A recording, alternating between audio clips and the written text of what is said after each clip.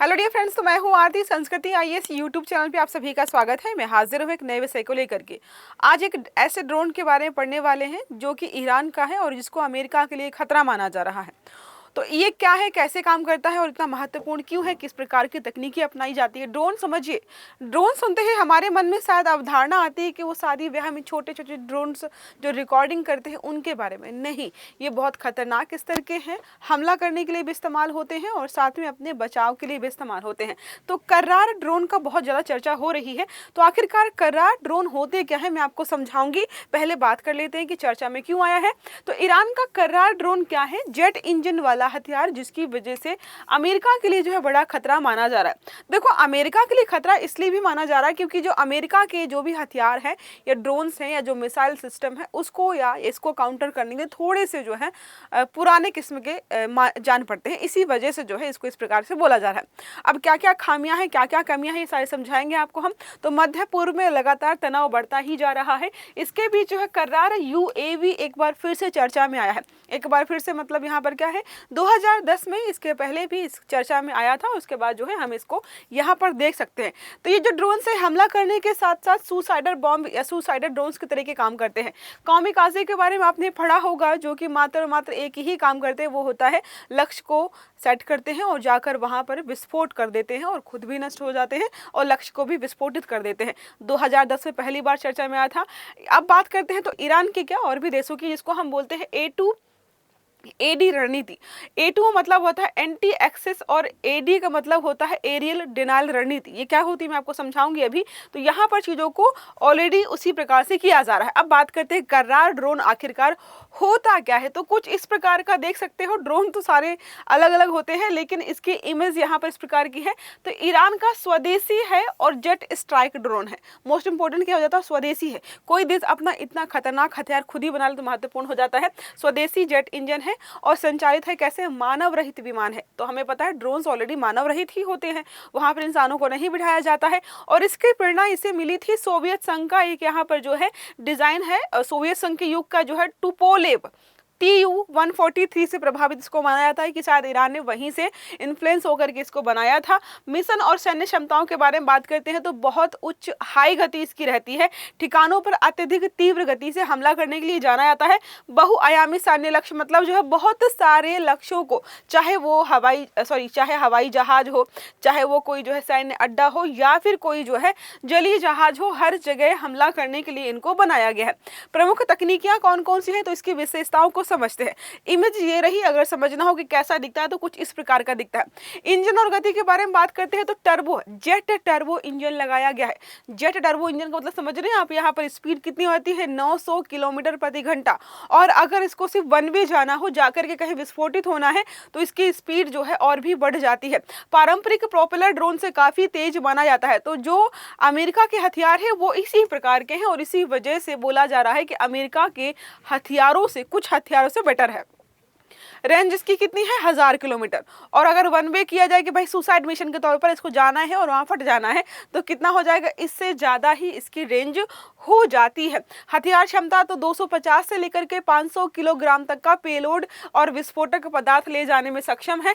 कहां कहां पर लगाया गया है, तो Kausar anti ship missile, anti ship मतलब समझ गए, यहाँ पर जहाजों में लगाया जाएगा, जली जहाजों में आप इसका इस्तेमाल कर सकते हो। अजरक एयर टू एयर मिसाइल, तो एयर मिसाइल समझ रहे हो, एयर में इस्तेमाल किया जाएगा। और माजिद मिसाइल अलग अलग जगहों पर इस्तेमाल किया जाता है, तो इनको जो है यहाँ पर लगा सकते हैं। लॉन्च और रिकवरी सिस्टम के बारे में बात करते हैं तो रनवे की आवश्यकता इसके लिए नहीं होती है। रेल लॉन्चर प्लस जो है रॉकेट बूस्टर से आप चाहे तो इसको उड़ान भर सकते हैं। मिशन के बाद पैरासूट के माध्यम से आराम से इसकी सुरक्षित लैंडिंग भी हो जाती है। बहुउद्देशीय भूमिका हमने देखा ऑलरेडी कि बहुत सारे काम एक साथ करता है। इंटरसेप्टर ड्रोन के रूप में भी काम करता है, बॉम्बर ड्रोन के रूप में भी काम करता है, सुसाइड ड्रोन के रूप में भी, कॉमिकल्स ड्रोन्स होते हैं उनके ऐसा ही काम करता है। समुद्री लक्ष्यों पर हमला करने के लिए भी इसको जाना जाता है। तो मल्टीपर्पज ड्रोन है, इसी वजह से बहुत ज्यादा महत्वपूर्ण आता है। अब हम बात करते हैं कि A2 और AD रणनीति है। A2AD रणनीति होता है एंटी एक्सेस और एरिया डिनायल। तो इस प्रकार की रणनीति वाले मात्र और मात्र 3 देश हैं। एक ईरान हो गया जो फारस की खाड़ी को जो है काउंटर करता है, जो है कह सकते हैं सिक्योर करता है। चीन जो है दक्षिण चीन सागर को करता है, और रसिया का आप देखेंगे तो काला सागर जो है वहां पर इन्होंने A2AD रणनीति अपना रखी है।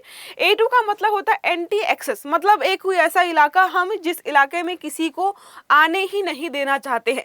जैसे फारस की खाड़ी मान लीजिए, और ईरान नहीं चाहता है कि इस इलाके में किसी बाहरी या दुश्मन देश का कोई भी जहाज आए। बाकी अगर बाई चांस आ भी गया तो उसमें दूसरा आता है एरिया डिनायल, कोशिश करेगा कि उस पर इतने हमले किए जाए कि वो वहीं नष्ट और ध्वस्त हो जाए। इसी को हम जानते हैं A2 और AD रणनीति के तौर पर। लिखो, यहाँ पे लिखा है प्रवेश और संचालन निषेध। स्टार्टिंग में प्रवेश को बाधित करने का प्रयास किया जाता है, रोका जाता है। अगर नहीं रुक पाए तो लगातार उस पर हथियारों से हमला किया जाता है। और अगर आप देखेंगे जो कर्रार ड्रोन है फारस की खाड़ी में ईरान के लिए A2 और AD रणनीति के तहत ही काम करता है, इसलिए बहुत महत्वपूर्ण हो जाता है। प्रमुख सैन्य उपकरण क्या है? हवाई सुरक्षा प्रदान करता है। लंबी दूरी की मारक क्षमता हमने देखी जो है लगभग 1000 किलोमीटर है, और अगर सुसाइडर जो है ड्रोन की तरह इस्तेमाल करे तो ये उससे ज्यादा हो सकती है। समुद्री और तटीय सुरक्षा के लिए भी इसका इस्तेमाल किया जाता है। बाकी फारस की खाड़ी और हॉर्मुज जो जल डमरू होता है वहां पर जो है A2 और AD रणनीति के तहत ईरान इसका इस्तेमाल करता है। समझ में आ गया होगा। बात करते हैं अमेरिका के लिए खतरा क्यों है? क्योंकि जेट गति है इसकी।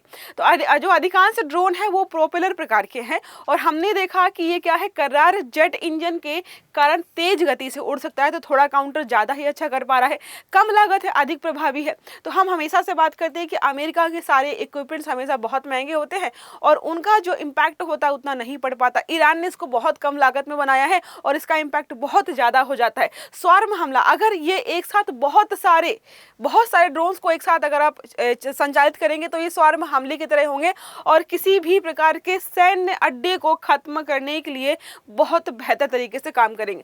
क्रूज मिसाइल जैसा हमला भी कर सकते हैं। तो समझिए है ड्रोन ये, और ड्रोन होने के साथ साथ या ड्रोन होने के बजाय ये क्रूज मिसाइल जैसा काम भी कर सकता है। समुद्री क्षमता या युद्ध क्षमता को बढ़ा सकता है। जैसे नौसैनिक जहाज हो गए, बंदरगाह हो गए, समुद्री सैन्य ठिकानों पर हमला करने की क्षमता यह रखता है। बात करते हैं मध्य पूर्व की भू राजनीति में महत्व इसका बहुत महत्वपूर्ण हो जाता है। तो कर्रार जैसे ड्रोन का महत्व इसलिए बढ़ जाता है क्योंकि अमेरिका के कई सारे ठिकाने आप देखिएगा मिडिल ईस्ट में हैं, और जहां जहां है वहां ईरान ने हमला ऑलरेडी किया है। चाहे वो कोई भी देश हो, चाहे बहरीन हो, सऊदी अरब हो या किसी भी प्रकार का देश हो, हर जगह हमले किए गए हैं। ईरान और अमेरिका के बीच लंबा संघर्ष तो था ही, लेकिन अभी हमने देखा है कि इजराइल के साथ मिलकर के क्या हो रहा है। कहा जा रहा है कि आज ही जो है क्या किया है, आज और कल में अमेरिका USA ने खर्ग जो द्वीप है, खर्ग दिखा होगा, कहीं खरगा लिखा होगा, जो आइलैंड है जो ईरान के लिहाज से बहुत महत्वपूर्ण है, जहां पर ईरान का 90% तेल जो है सुरक्षित रखा रहता है। वही सारी तेल पाइपलाइन जाती है, वहीं से पूरी अलग अलग जगहों पर तेल को निर्यात किया जाता है। वहां पर हमला किया गया है, जबकि ईरान ने काफी समय से लंबे समय से चिताया था कि भाई यहाँ पे हमला करोगे तो जितनी भी तेल अर्थव्यवस्थाओं वाले देश हैं मैं उन सब की जगहों पर हमला कर दूंगा। अब इसके बाद जो है ईरान क्या करेगा, हम उसके बारे में बात नहीं करेंगे। बात करते हैं हाल के जो प्रमुख ड्रोन उदाहरण हैं। रसिया यूक्रेन वॉर में मैक्सिमम जो इस्तेमाल हुए वो ड्रोन्स ही हैं। इजराइल हमास का जब वॉर हुआ तब भी ड्रोन्स इस्तेमाल हुए थे। और इसको और समझना हो तो देखिए, जब भारत और पाकिस्तान का युद्ध हो रहा था तो उस समय टर्की के ड्रोन्स इस्तेमाल किए थे किसने? पाकिस्तान ने। तब भी ड्रोन के बारे में चर्चा हुई थी कि क्या भविष्य में होने वाले युद्ध जो है ड्रोन युद्ध होने वाले हैं। अब बात करते हैं कर्रार ड्रोन की सीमा।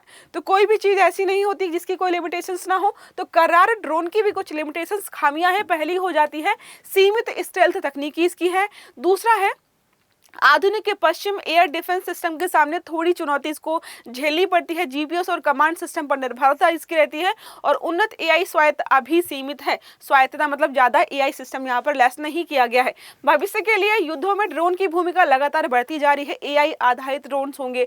ड्रोन जो है स्वार्म युद्ध रणनीति अपनाई जाएगी। भाई एक ड्रोन नहीं, हजारों की लाखों की संख्या में ड्रोन हमला कर रहे हैं।